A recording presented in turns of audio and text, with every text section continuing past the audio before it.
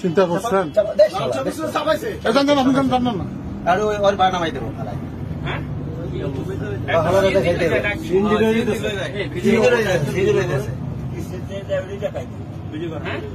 video করে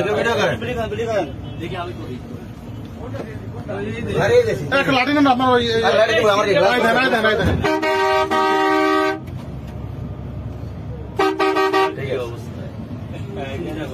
দিনে দুপুরে কি কোন দেশে আছে মাত্র রাত 1টা বাজে কি অবস্থা ছিনতাইকারী